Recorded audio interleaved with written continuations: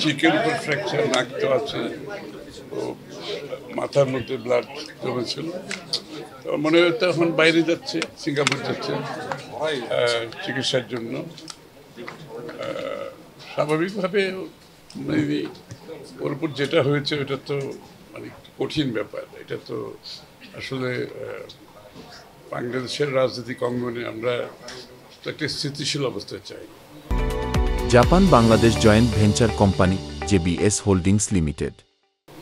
এই ধরনের ঘটনাগুলির মাধ্যমে দেশের মানুষ তো একটা স্থিতিশীল স্টেবিলিটি চায়। বাংলাদেশটাকে তারা আস্তে ধীরে একটা গণতান্ত্রিক অর্ডারে ফিরিয়ে নিয়ে একটা স্থিতিশীল অবস্থার মাধ্যমে সকলের জীবন যাতে নিরাপদ থাকে। তো সেটা তো স্বাভাবিকভাবে রোজ এটা বললো যে আমরা যত তাড়াতাড়ি নির্বাচনের মাধ্যমে দেশে একটা গণতান্ত্রিক দেশ পাবো, এই সরকারের একটা জনগণের সমর্থন থাকবে, যারা রাজনৈতিকভাবে শক্তিশালী থাকবে, সরকারের শক্তি যোগান তো জনগণের।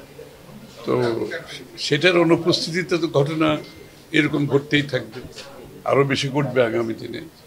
তো যত তাড়াতাড়ি আমরা নির্বাচনের দিকে গিয়ে দেশে একটা রাজনৈতিক পরিবেশ ফিরিয়ে আনতে পারবো, একটা নির্বাচিত সরকার জনগণের সমর্থন নিয়ে, যাদের সব রাষ্ট্রের সব অঙ্গগুলো যারা একটা রাজনৈতিক শক্তির অধীনে নিয়ন্ত্রিত থাকতে পারে, সেটা তো একমাত্র নির্বাচিত সরকার ব্যতীত সম্ভব।